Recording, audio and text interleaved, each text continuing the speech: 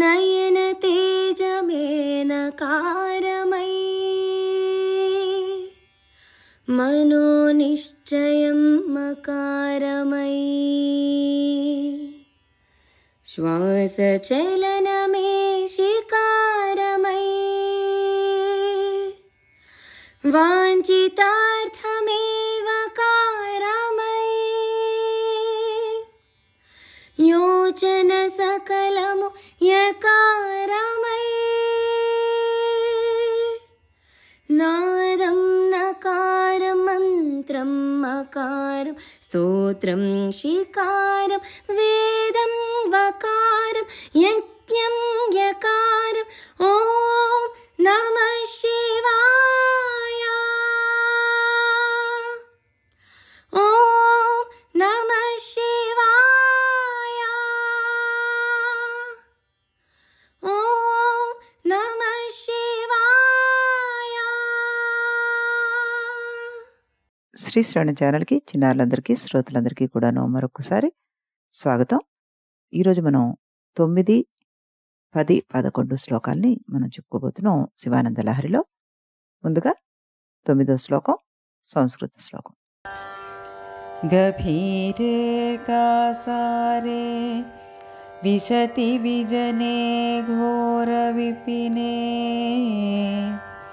విశాలే శైలే చ భ్రమతి కుసుమార్థం జడమతిః సమర్ప్యైకం చేతః సరసిజముమానాద భవతే సుఖేనావస్థాతుం జన ఇహ న జానాతి కిమహో.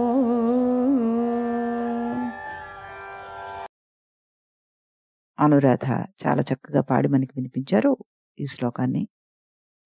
దీని ప్రతిపదార్థాన్ని మనం విందాం.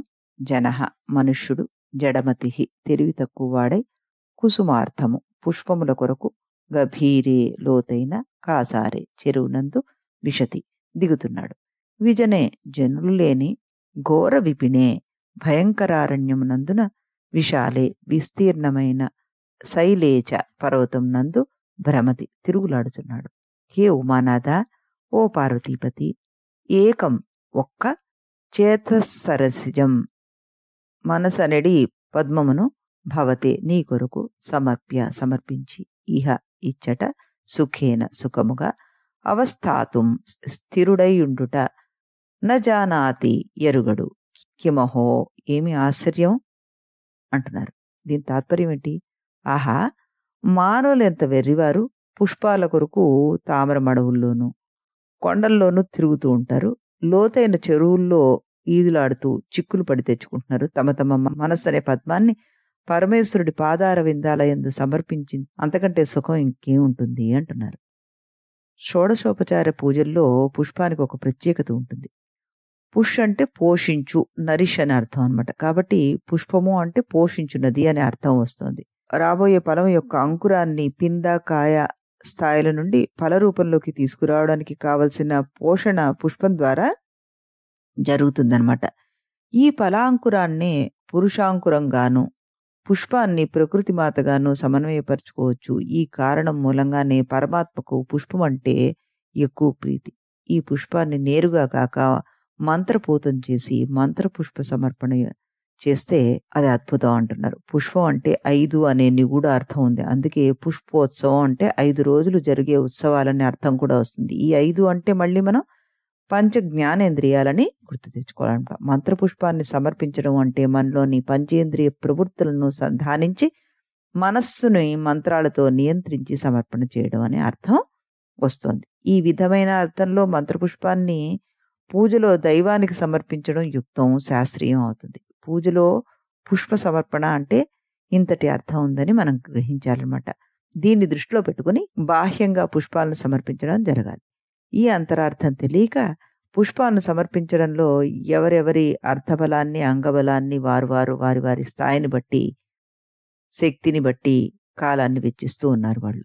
పుష్పాల కోసం కొందరు లోతుగా ఉండే కాసరాల్లో దూకి పుష్పాలను తెచ్చి సమర్పించి అందిస్తున్నారు. కొందరు చీమలు దూరని చిట్టడవుల్లో దూరి వాటి కోసం ప్రయత్నం చేస్తున్నారు. ఆకాశాన్ని సృజించే ఎంతో ఎత్తుగా ఉండే చెట్లు ఎక్కి పుష్పాలు కోసి శ్రమపడి సమర్పిస్తున్నారు. తమ చెంతే ఉన్న మనస్సు అనే పుష్పాన్ని ఏమాత్రం శ్రమ లేకుండా ఆయనకి సమర్పిస్తే అంతకంటే ఇంకా చేయాల్సింది ఏముంటుంది అంటున్నారు ఇందులో శంకర భగవత్పాదుల వారు చాలా చక్కగా. ఇప్పుడు మనం తెలుగులో పద్యాన్ని కూడాను ఆస్వాదిద్దాం. అనువాద పద్యాన్ని. గంభీరముగనుండు కాసారమున దూకు పుష్పార్ధమై పెడబుద్ధి నరుడు జనులు దూరగలేని వనముల తిరుగును సూనమ్ములకు జడమానవుండు గగన భాగమ్మంటూ నగములందు తిరుగు కుసుమమ్ముల కనుచు కుమతి నరుడు ఇట్టి రీతిని తాను వెట్టి చాకిరి చేసి మీదు మిక్కిలిగా శ్రమించు కాని పార్వతీపతి భూతేశ పశుపతీశ మానసాంబుజమర్పించి మౌనియగుచు స్థిరముగా ఉండి ఇచటనే సేవ చేసి సౌఖ్యమిల్ పొందడు ఆశ్చర్యమయ్యో. శంకర భగవత్పాదుల వారు ఎంత చక్కగా దీన్ని మనకి అర్థమయ్యేలా చెప్పారో అంత చక్కగాను అనువాద పద్యం మనకి చేకూర్చారు శాస్త్రి గారు. మరోసారి ఆయనకి కృతజ్ఞతలు తెలుపుకుంటూ డాక్టర్ గారికి కూడా కృతజ్ఞతలు తెలుపుతూ మళ్ళీ మనం 10వ శ్లోకంలోకి అడుగు పెడదాం. ఈ 10వ శ్లోకం మనకి ఏం చెప్తోంది అంటే అన్ని రకాల జన్మలకి సంబంధించిన వివరణ ఇస్తోంది. అదేంటో చూసేద్దాం మనం. ముందుగా సంస్కృత శ్లోకం. నరత్వం దేవత్వం నగవనమృగత్వం అశకతా పశుత్వం కీటత్వం భవతు విహగత్వాదిజననం సదా త్వత్పాదాబ్జ స్మరణ పరమానందలహరీ నిహారాసక్తం చేదృదయమిహ కిం తేన వపుషా. అనురాధ చాలా చక్కగా పాడి మనకి వినిపించారు ఈ శ్లోకాన్ని. ఇందులో మనం ప్రతిపదార్థాన్ని తెలుసుకుందాం. మనం నరత్వం మనుషుడుగా గాని, దేవత్వం దేవుడుగా గాని, నగ పర్వతముగా గాని, వన అడవిగా గాని, మృగత్వం మృగముగా గాని, మసకత అంటే దోమగా గాని, పశుత్వం అంటే పశువుగా గాని, కీటత్వం పురుగుగా గాని, విహగత్వాది అంటే పక్షులు మొదలైన వాటిగా గాని, జననం పుట్టుక, భవతు అగుగాక హృదయము మనస్సు, ఇహ ఈ పై జన్మల యందు, సదా ఎల్లప్పుడు, త్వత్ నీ యొక్క, పాదాబ్జ పాదపద్మముల యొక్క, స్మరణ స్మరించుట అనేది, పరమానంద మహానందము యొక్క లహరి ప్రవాహం నందలి, విహార విహరించుటకు, ఆసక్తము ఆసక్తి కలిగినది, భవతి చేత్ అగునని, త ఏన అంటే ఆ అని అర్థం అంట. వపుష శరీరము చేత అంటే ఆ శరీరం చేత, కిం ఏమి భంగం అని అడుగుతున్నారు. అంటే దీని తాత్పర్యం ఏమిటొస్తుంది? మనస్సు పరమేశ్వర స్మరణ కలిగినదై శివానందలహరి యందు ఓలలాడుతున్నదైతే దేవ నర కీటకాది జన్మల్లో ఏ జన్మ ఎత్తినానూ కొదవలేదని తాత్పర్యం. అంటే ఏ రకమైన ప్రాణి కింద ఈ సమస్త 84,000 ప్రాణుల లోపల ఏ జన్మ ఎత్తినా కూడాను పరమేశ్వరుడి యందు మనస్సు లగ్నం చేస్తే చాలు అంటున్నారు. జంతువునాం నరజన్మ దుర్లభం అనడం సబబే గాని జంతువునాం నరజన్మ ఉత్తమం అనడం మాత్రం మానవాహంకారాన్ని తెలియజేస్తుంది అంటున్నారు శాస్త్రి గారు. భక్తి విషయంలో కూడా ఇలా అనడం మరింత తప్పిదమే అవుతుంది అంటున్నారు.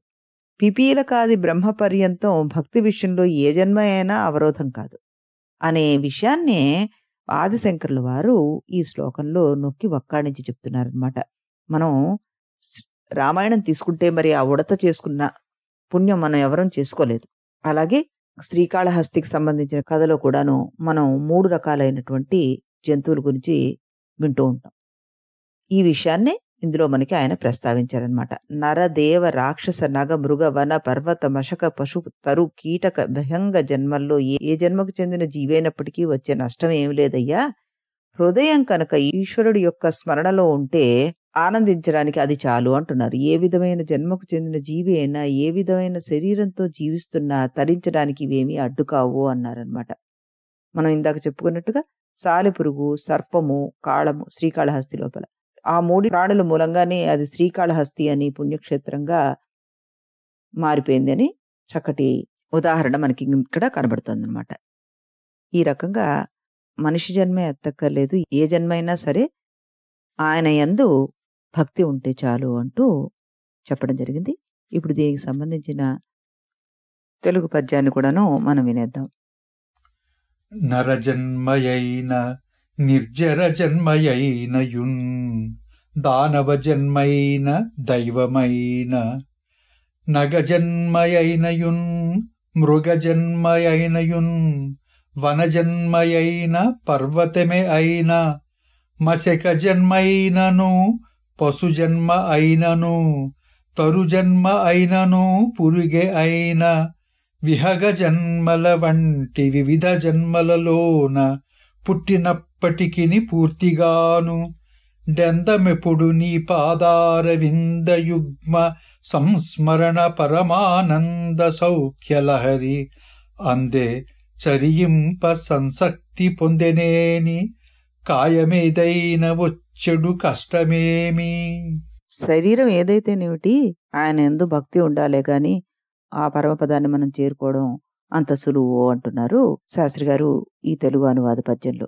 మరొకసారి డాక్టర్ గారికి కృతజ్ఞతలు తెలుపుతూ మళ్ళీ మనం 11వ పద్యాన్ని కూడా చెప్పేసుకుందాం. ముందుగా 11వ పద్యం యొక్క సంస్కృత శ్లోకం, ఆ తర్వాత ప్రతిపదార్థ తాత్పర్యాలు విందాం. ముందుగా శ్లోకం. వటుర్వాగేహి వా యతిరపి జటీ వా తదితరో, నరో వా యః కశ్చిద్ భవతు భవ కిం తేన భవతి, యదీయం హృత్పద్మం యది భవదధీనం పశుపతే, తదీయస్త్వం శంభో భవసి భవభారం చ వహసి.